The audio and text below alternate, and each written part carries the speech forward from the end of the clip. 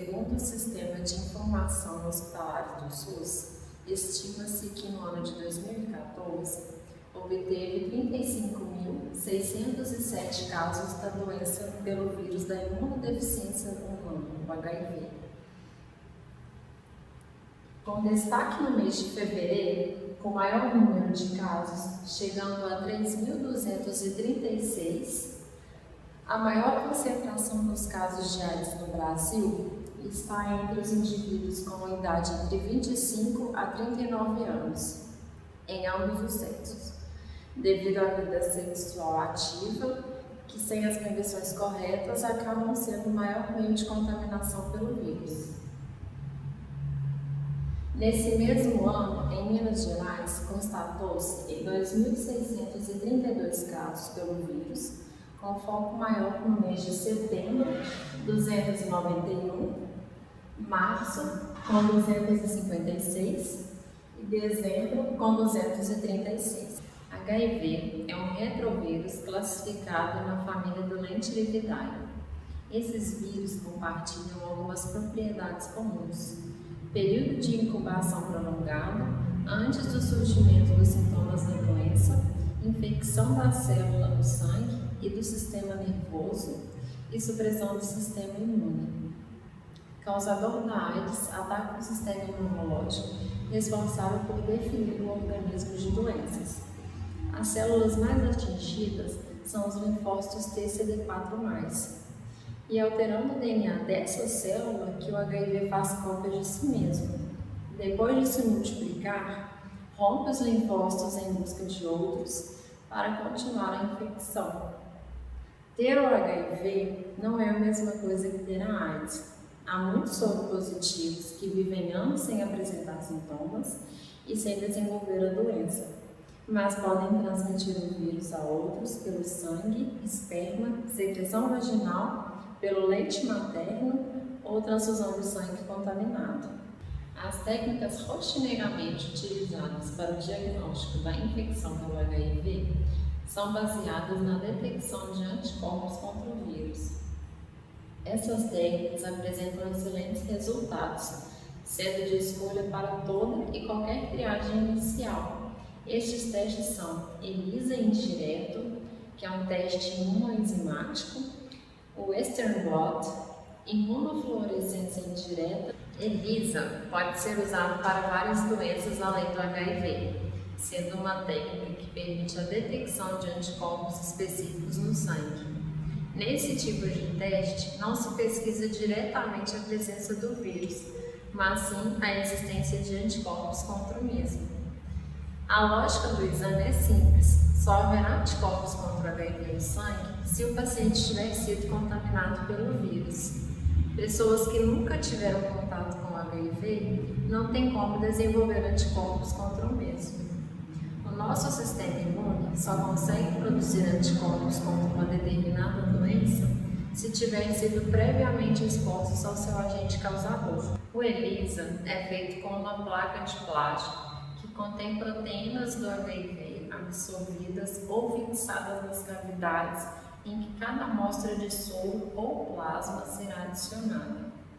Caso estejam presentes anticorpos no soro, específicos para o antígeno em questão, haverá a formação da ligação antígeno-anticorpo, que é detectado pela adição de um segundo anticorpo dirigido contra imunoglobulinas da espécie que está sendo pesquisada, a qual é ligada à peroxidase. Este anticorpo ligado à enzima recebe o nome conjugado. Quando se adiciona o substrato apropriado para a enzima, os locais onde ocorre a reação antígeno-anticorpo apresentam uma coloração característica, sendo que essa coloração varia de acordo com o substrato. A intensidade da cor é diretamente proporcional à concentração de anticorpo da amostra pesquisada. Para determinar quais indivíduos são positivos ou negativos para a doença pesquisada, deve-se calcular um ponto de corte para aquele ensaio. Acima dos limites de corte, encontram-se os indivíduos positivos e abaixo os negativos. Nas últimas décadas, a sorologia para o HIV evoluiu muito. A primeira geração, usada na década de 1980, demoravam até 6 meses para conseguir detectar o anticorpo.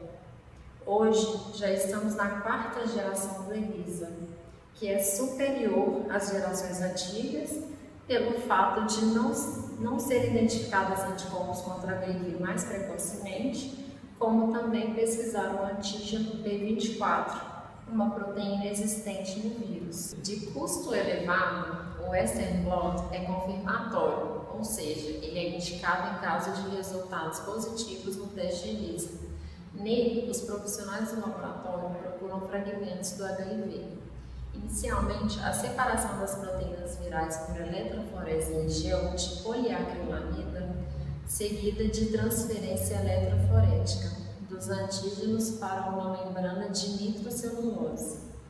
O soro do paciente, onde se faz a pesquisa dos anticorpos contra o HIV, é colocado em contato com esta membrana. As reações antígeno-anticorpo são detectadas por meio de reação com anti-imunoglobulina humana conjugada com uma enzima. Após uma reação de oxirredução e de precipitação, as proteínas virais são visualizadas sobre a fita de nitrocelulose. Esse teste é utilizado para a confirmação do resultado reagente ao teste ELISA, ou seja, é também um teste confirmatório da infecção, tem alta especificidade e sensibilidade. A imunofluorescência indireta também permite a detecção de anticorpos contra HIV. No entanto, somente é utilizada quando a amostra de sangue do paciente apresenta resultado positivo no teste do ELISA. O teste é feito da seguinte forma: são fixados na lâmina de vidro antígenos para a patologia a ser analisada. O soro do paciente é diluído, colocado sobre o antígeno e incubado para permitir a formação do complexo antígeno-anticorpo, caso exista anticorpo para a patologia no sangue do paciente. Realiza-se uma lavagem para a retirada de excessos. Após as lavagens, a preparação é incubada com conjugado fluorescente. E, se houver anticorpo no soro, o conjugado reage com um anticorpo específico para o antígeno. Realiza-se mais uma lavagem e, após uma visualização no microscópio fluorescente, caso no soro do paciente existam anticorpos para a patologia a ser analisada, esses se ligam aos antígenos fixados na lâmina, formando um imunocomplexo. Ao adicionar um anticorpo conjugado fluorescente, esse se ligará ao anticorpo presente no imunocomplexo, o que possibilitará a sua visualização. Essa técnica permite a extinção das classes da imunoglobulina.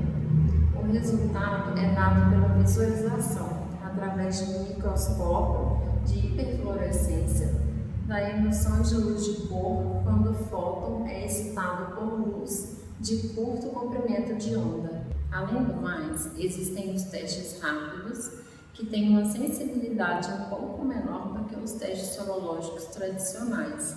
Porém, ainda assim, a sua taxa de falso negativo é baixíssima. Portanto, o resultado negativo no teste rápido tem o mesmo valor que o resultado no valor do negativo na sorologia tradicional. O resultado positivo deve ser confirmado pela sorologia tradicional. Esse teste pode ser feito com uma pequena amostra de sangue colhida através de um furo no dedo ou através da saliva, dependendo do tipo de teste usado. A AIDS é considerada um dos maiores problemas da atualidade pelo seu caráter pandêmico e sua gravidade. Previna-se. Use preservativo durante as relações sexuais, use apenas seringas e agulhas descartáveis e use luvas quando estiver manipulando feridas ou líquidos potencialmente contaminados.